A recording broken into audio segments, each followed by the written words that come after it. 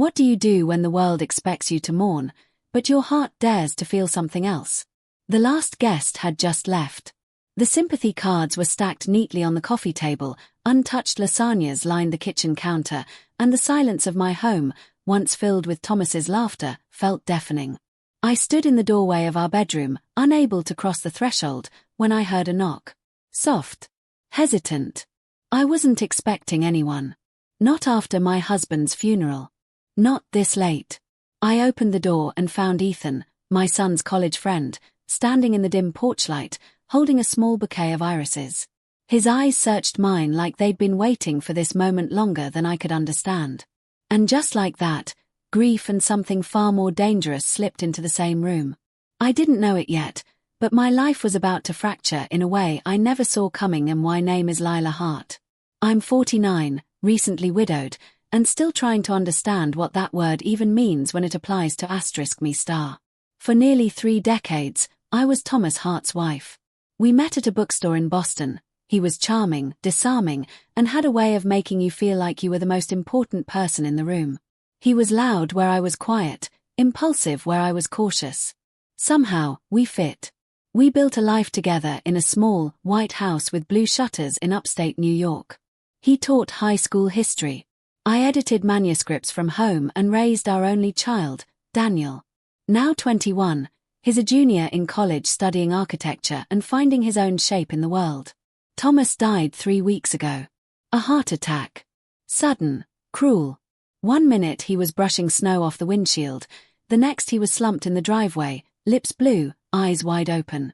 I remember screaming his name, my voice cracking against the winter air like glass. The days that followed were a blur of casseroles, condolence cards, and well-meaning small talk. People kept saying things like he's in a better place, or at least he didn't suffer. As if that made it easier to open the drawer that still held his socks or to sleep in a bed that had lost its familiar weight on one side. Then came Ethan. Ethan was Daniel's friend from college. He spent a few holidays with us over the years when he couldn't get home. I remembered him as polite, shy, with soulful eyes and a quiet intensity that made him seem older than his years. He had a calm way of listening, like he wasn't just hearing you, but absorbing you. That night after the funeral, when the last of the guests had gone and even Daniel had returned to campus, I was alone in a house that suddenly felt enormous. I was folding one of Thomas's sweaters, wondering whether to keep it or donate it, when the knock came. I opened the door to find Ethan standing there in a navy coat, snow clinging to his shoulders, and a small bouquet of purple irises in his hand. My favorite flower. How had he remembered? He looked at me not with pity, but with something else, something that felt like recognition. And I had no idea what to do with that. Ethan stepped inside without a word. I closed the door behind him, suddenly aware of how quiet the house had become. The air was still, like the walls themselves were holding their breath. "I hope I'm not intruding," he said, his voice soft, almost apologetic. I couldn't stop thinking about you. About me. You drove all the way from campus?" I asked, trying to hide the tremble in my hands as I set the bouquet in water. "Daniel didn't say you were close anymore."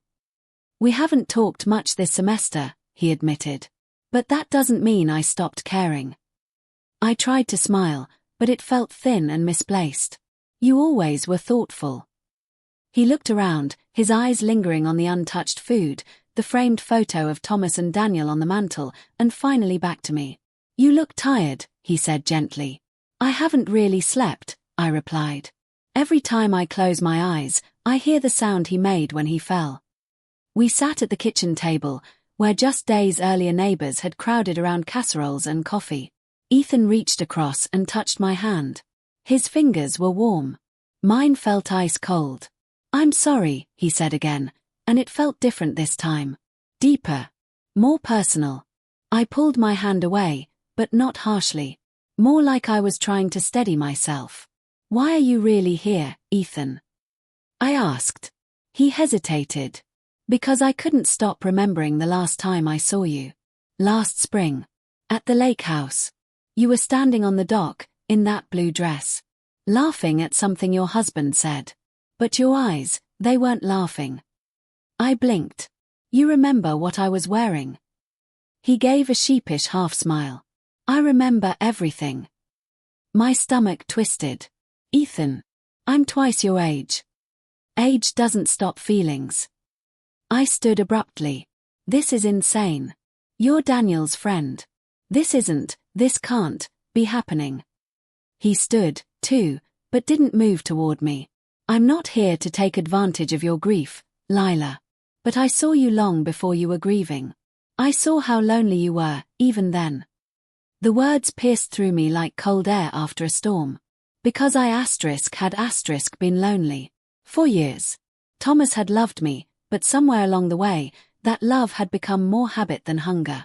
More convenience than connection. Still, this was unthinkable. Wrong. Unforgivable. Ethan, I buried my husband 3 days ago, I whispered. I know, he said. And I'll leave if you want me to. But I needed you to know, you're not invisible. Not to me. That night, I didn't sleep. I kept picturing his face at the door. The way he looked at me like I was more than someone's wife, more than a grieving widow. Like I was a woman. And that terrified me. Because I wanted to feel seen. I wanted to feel alive star. He came by the next evening. This time, I didn't pretend I wasn't expecting it.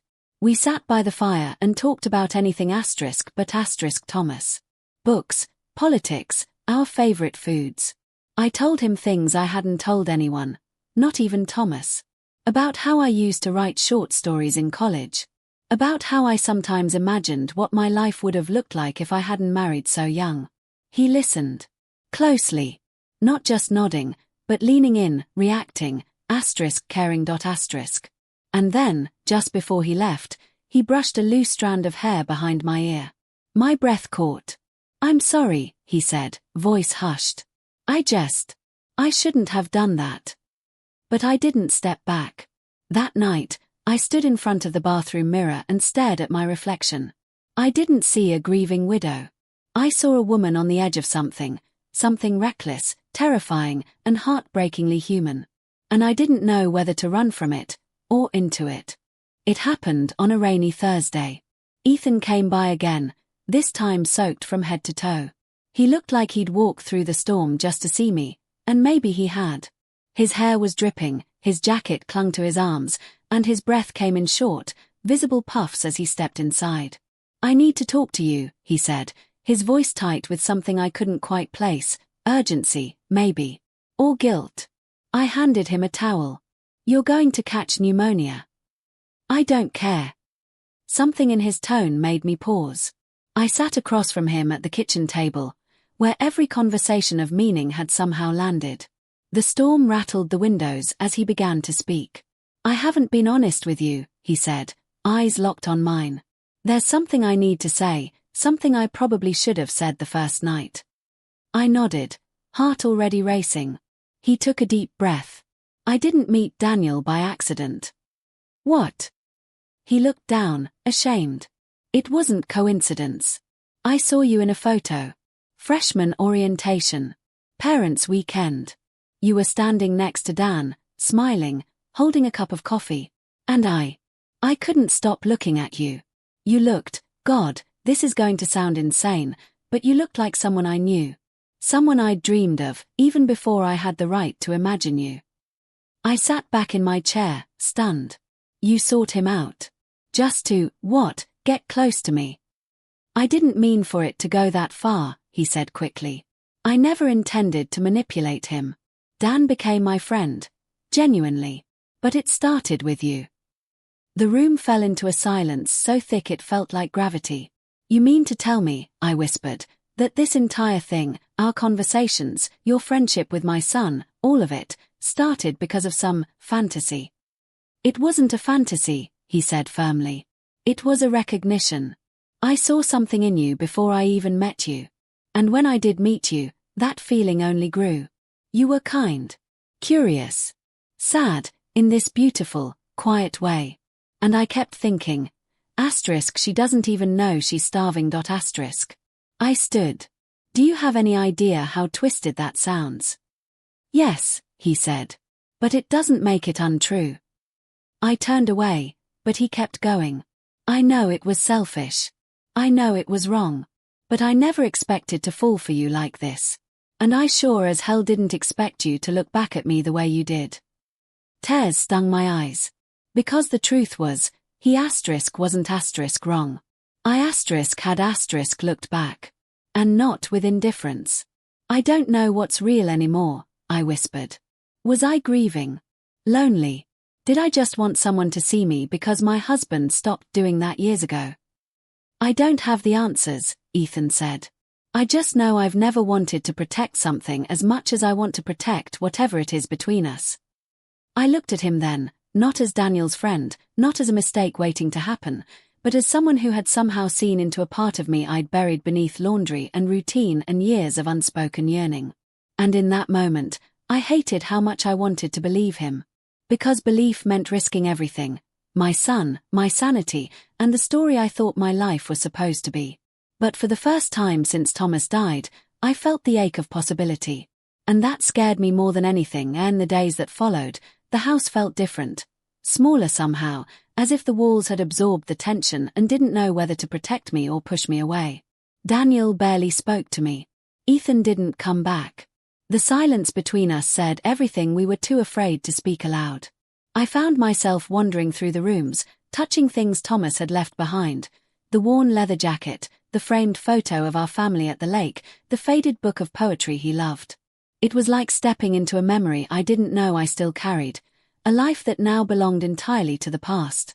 And yet, beneath the grief, a strange new feeling had taken root, a mix of shame, longing, and something dangerously close to hope.